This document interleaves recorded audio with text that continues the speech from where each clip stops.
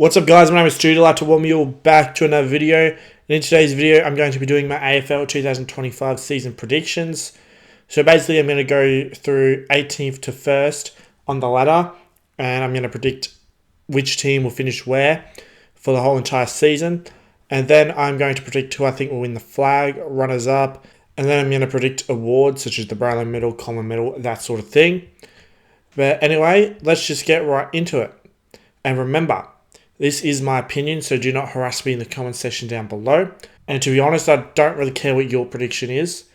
I don't watch other people's prediction videos, to be honest with you. I just do mine, put mine out there, and that's basically it. Anyway, in 18th position, I have the West Coast Eagles. West Coast, pathetic club. They've really stuffed that their rebuild big time. They've traded away pick number 3 and, really got not very much in return. They only ended up with pick 12 from it, which I think ended up becoming pick 16 with all the bullshit academies and all that sort of thing. Other than Harley Reid, who on West Coast list is promising to become a possible superstar. It's hard to think of one that will definitely be good. There's some that might be good, but Harley Reid's the only one that you can say will be a good player. And, possible star/superstar, which should definitely be at least a star. And for a team that's been rebuilding for a good 3 or 4 years now, that's just not good enough at all. And not only that, they've got the worst list in the league. Just a terrible balance of youngsters and older blokes. They have not drafted well at all. And I think they will finish down the bottom this year with maybe 2 or 3 wins for the season. It's going to be a long season for West Coast supporters, 100%. Now moving on to 17th position, I have North Melbourne. North Melbourne just don't know how to win. They just simply don't know how to win. I think they'll still be competitive in most games. I think we'll see an improvement, but they just will lack polish. They won't be able to close out games. I'm going to predict them to choke a lot of leads this season or just lose a lot of close games because they've got enough talent on their list to do it. They've got players that do cheat quite a lot, like Sherry and Larkey. 2 of the biggest cheats in the AFL, yet they still can't win. Their problem is they have a couple of holes, very deep holes, that's obviously holding them back. They don't have a good key defender. Their defense is pretty bad. And they only have Larkey in the forward line, who's only half decent because he dives. And they've brought in Darling to become the second big man, but he's cooked. And they actually traded away their future first round pick for Whitlock, who's going to take a few years to develop at least. And that pick most likely will be pick 2. And the Mighty Tigers will have pick 2. I do think North in the next year or 2 will start rising up the ladder, but not this year. Not this year. Moving on to 16th position, I have the Mighty Tigers. Now, it is pretty obvious that Richmond plan on just tanking this year, or else they wouldn't have given Noah Bolter a suspension. Richmond will be robbed big time by the match fixing all year long, so that would definitely hold them back as well. However, with a healthy list, if it ever gets there, they still have like 8 to 10 injuries on their list at this point in time. I mean, do I need to name them all? I mean, Presti is injured now. Smiley and Lawler are under injury clouds. Who knows with Tom Lynch? Gibkiss is still injured. Lafau is still injured. Young is still injured. I'm sure it'll still be injuries galore somehow this year as well. But assuming all their players are back and getting rid of absolute flogs like Rioli and Baker and Graham and Bolton, who are all selfish cunts. And if all of Richmond's players are healthy for most of the season, Richmond should definitely get a few more wins than they did last year. And Lawler and Smiley, from what I've seen from them, they look like future superstars. So I'm sure at some point during the season they'll get themselves going as well. Moving on to 15th position, I have Melbourne. Melbourne are the next bottom of the ladder sort of team, I think. They're absolutely cooked. They're too old, too slow, way too injury prone, and they've got a drug problem. Clayton Oliver, for example, is addicted to drugs. Definitely the biggest downfall I've ever seen in my life from an AFL player. Not only that, Christian Petrarca is always injured now. He's pretty much cooked. His career is pretty much over. And what else do they have at this point? Isaiah Pickett is leaving at the end of the year. And Melbourne reckon they're going to get 3 first-rounders. What a joke. So they'll be distracted by that.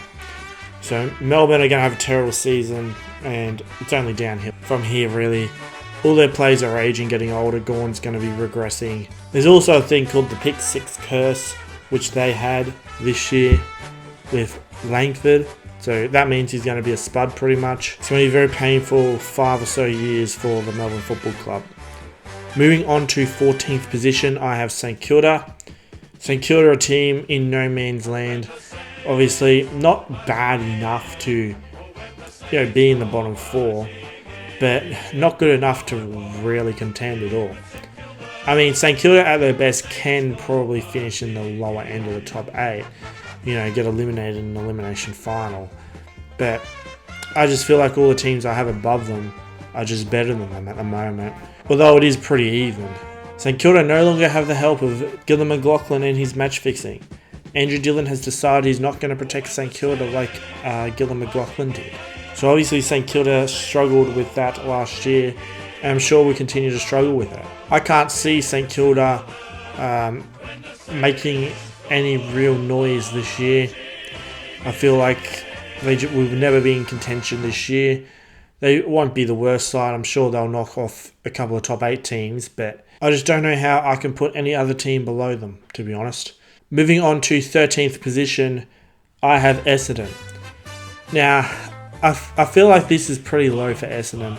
I feel like they're more talented than that. I feel like the amount of talent they do have in the list, they're more like a 6th to 8th place team. But Essendon are just a weird one. And what happens, right, is that they start seasons well. And then they slump. They finish seasons terribly, which makes them miss the 8 almost every single year. Unless they manage to just hold on to like 8th or 7th just to get smashed in the first round. And I just don't see that changing.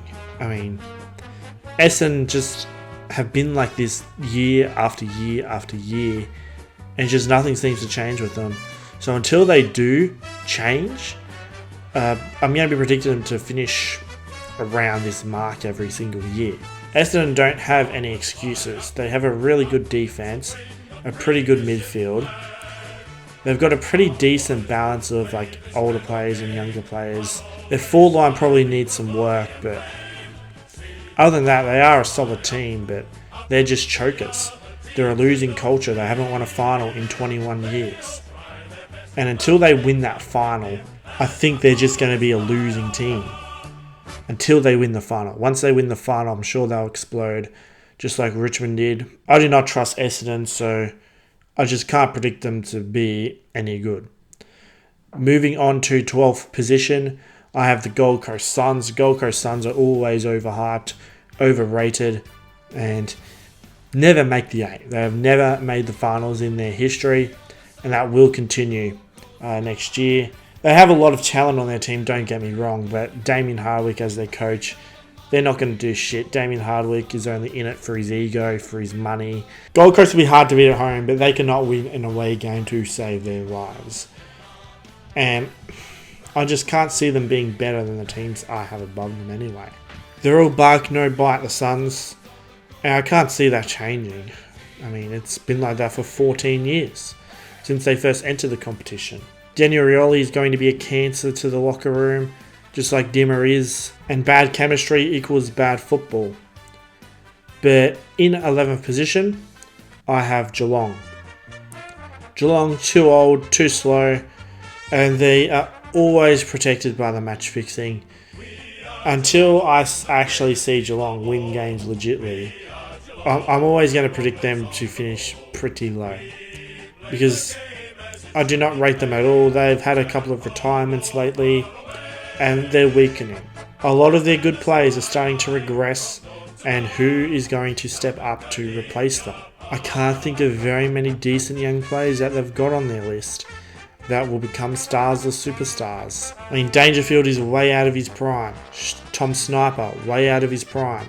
Jeremy Cameron, he's going to start regressing pretty soon. They have arguably the worst ruck stocks in the league, one of the worst midfields in the league. Their defence and forward line is ageing. A massive drop is coming for Geelong, and I think it can definitely happen this year. Moving on to 10th position, I have Hawthorn. Hawthorn are the new St Kilda. Overhyped, overrated. Name one superstar that they've got on their team. You can't. You really can't. What superstar on their team is going to win you a big final, like a grand final? And don't tell me James Sicily. Former superstars do not count as current superstars. He is cooked. Hawthorn, their team is a bunch of average to above average players. That's all their team is, and that's pretty similar to St Kilda. Hawthorn are just a little bit younger and way more protected these days than St Kilda are. That's why Hawthorn are going to start doing a little bit better than St Kilda, but what does having average to above average players throughout your whole team mean? It means the actual club is going to be just an average club and will hover in the middle of the table. So Hawthorn will probably be stuck in the middle unless they sign a couple of big free agents or they get a couple of steals from the draft. They didn't bottom out enough. They drafted way too many busts early on, and now that their rebuild is finished and they're stuck in the middle, they're never really going to be able to contend. Anyway, but people think they're good for some stupid reason, when really their team is a bunch of dirty dogs like Ginnivan and Watson and Sicily, all those dogs. I mean, Ginnivan and Watson are below average caliber players, that's the funny thing. But yeah, Hawthorn are just simply a flash in the pan, just like 2014 Port Adelaide. But anyway, moving on to 9th position, I have Adelaide. Now, Adelaide, I think, will massively overachieve this year. I don't rate them as that good of a team. They just have like a couple of superstars. They've got Dawson, Laird, I guess Walker. But other than that, there's just too much of a gap between their best and their worst. I mean, Ranking and Rochelle should develop into superstar caliber players, or at least star caliber players, but at the moment, I just don't rate the Crows yet. But I do think they'll finish higher on the ladder than, some of these mid-table teams like Hawthorn, Geelong, Gold Coast and all that, because Adelaide have by far the easiest fixture in the AFL, and they get an extra home game due to gather round. So as a result, they will be contending for the 8. I think they'll just miss out though. As we move on to the top 8, and in 8th position, I have the Western Bulldogs. Now, the Western Bulldogs are a weird one. They have one of the most talented lists in the league, but they have the worst coach. If they sacked Beveridge today, I would put the Bulldogs in my top 4. 100%, but Beveridge plays out of position. I mean, his star players like Bontempelli, he put Bontempelli at fucking full forward. That sort of thing.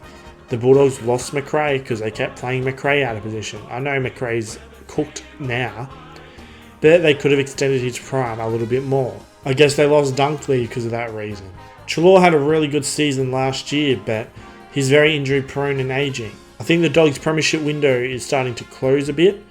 I still think they're a good team overall, but they're just not really good enough at the moment to really contend with the terrible coaching that they've got.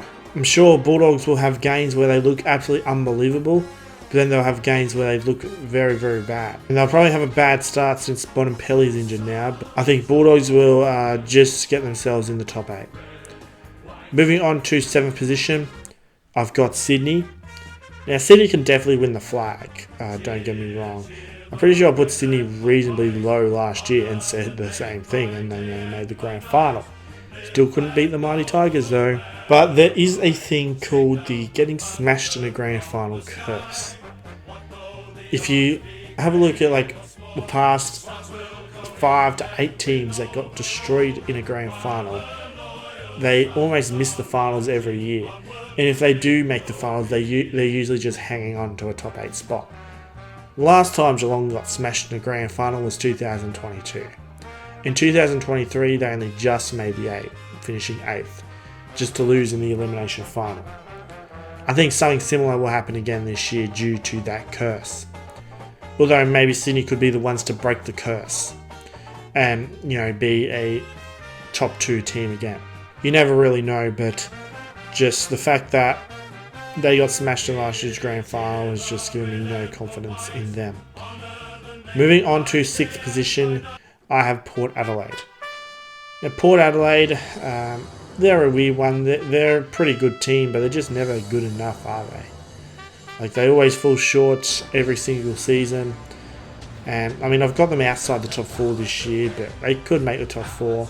I just feel like quite a few teams are going to go ahead of them. But they'll still be a good team, hard to beat, especially at home.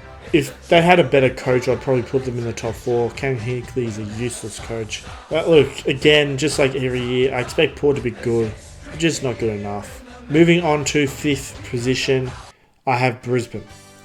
Now, Brisbane, I think, will drop off a bit because they're aging. Not only that, they only won the flag due to match fixing. They actually finished 5th last year, which sort of goes to show the calibre of team Brisbane really are. They're not like the best team. Definitely not. They were protected by the match fixing. If you guys remember that video where that guy proved that the Western Bulldogs Premiership in 2016 was rigged, someone needs to make one about this 2024 grand final. Well, the whole entire final series really, especially the semi and the preliminary finals, because they were the most rigged games I've ever seen in my life. But look, surely the AFL are going to try and promote the game elsewhere for once. Surely, they already gifted Brisbane a false flag. What else are they going to do? But anyway, Brisbane, I think, will drop off because they're aging. And yeah, I'm sure over the next few years, Brisbane will start to fall their way outside of the 8 again. And now we enter the top 4. So in 4th position, I have Carlton. Carlton, at their best, if they're fully healthy, are just a stacked team.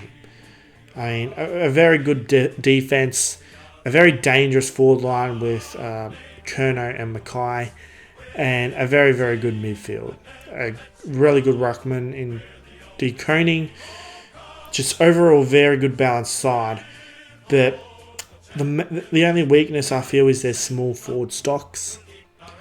And then if one of their 2 superstar key forwards go down, they don't really have much to replace those 2.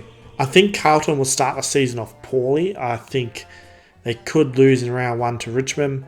But I do think that they will have a really good ending to the season and probably choke in a prelim or something like that. That's just what I think might happen. I'm expecting Carlton to have a really good season. But will they win the flag? Probably not. But maybe. We'll wait and see. Moving on to 3rd position, I have the GWS Giants. GWS will be hungry after getting massively robbed in the semi-final last year. GWS probably would have won the premiership if it wasn't for that bullshit. It was a disgusting robbery.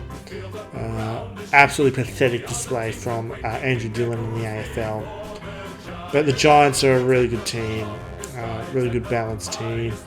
They don't really have many weaknesses. They have a lot of stars on their team, but I think maybe the main thing is maybe the lack of superstar power. Like, if you think of all their best players, they're all star caliber, but how many of them are superstar caliber?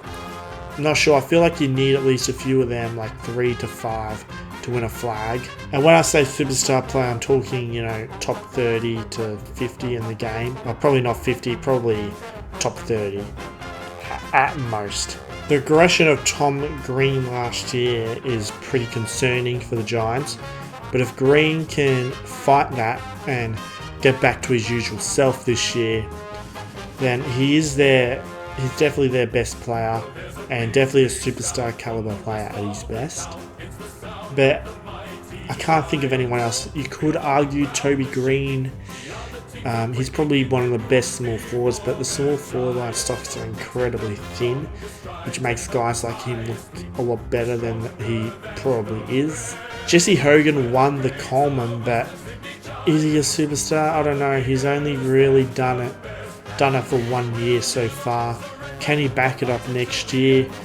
If he does back it up, man, it'll definitely help the Giants. But Giants are definitely a chance at the premiership, but I don't know if they'll be able to win it on the day if they do get there. Because of it being at the MCG, I don't know if they'll be able to win there. But anyway, moving on to second position, I have Collingwood. Collingwood, a very good team as well. They've got arguably the best player in the game, Nick Dacos. And Nick Dacos is not injured like Marcus Bontempelli, so Nick Dacos, I think, will overtake Bontempelli and become number 1 in the AFL this year. So to have the best player in the league is very, very important. I mean, Richmond had the best player in the league all those years they won the flag. Geelong had Gary Ablett back during their dynasty. So having the best player is a huge advantage. And the main weakness for Collingwood is definitely their key forward stocks. They've got a lot of good small forwards, but their key forwards, they're all pretty average. They have a good defense and good midfield, and a very good game plan as well, a very good coach. So Collingwood should definitely be back up there contending this year. I just can't see Collingwood missing the 8, and I think they're pretty likely to be in the top 4. And who I think will be minor premiers. So in first position, I have Fremantle. Fremantle definitely have the best list in the competition. The way I see it, they have a really good defense, just incredibly talented, a really talented midfielder. They're all young as well, like Sarong, Brayshaw. Young is getting there as well. And then they've got the ruck combination of Darcy and Jackson, which is very hard to beat. And then their forward line, which was definitely their weakness before last year, it's sort of turned into a strength with Tracy exploding. And I'm sure a miss will come good eventually. Well, he is already pretty solid. But a miss should at least become a star caliber player as long as he doesn't live up to his name all the time. With Walters being absolutely cooked, they added Bolton, who would definitely help them big time. They're also getting Piggott next year. We all know that's going to happen. So, yeah, they're just going to get even stronger next year, looks like. But, yeah, I think Fremantle could very well go undefeated in Perth. I think they're going to dominate. Whether they can do it on the big stage, I'm not sure.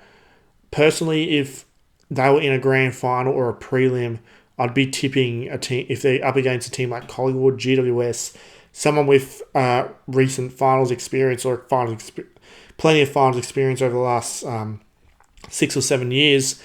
I'm definitely tipping the team with more finals experience, even though I think Fremantle might be the better team. But finals experience will be crucial. And to just enter the finals without being in many final series recently, it's very hard to just go in there and start winning and winning and winning. I mean, Richmond 2017 did that, but it's not often you see that. Usually you see a team at least make 1 or 2 deep runs before they break through into the grand final or a premiership. But I think Fremantle this year, I think the flag is theirs to win.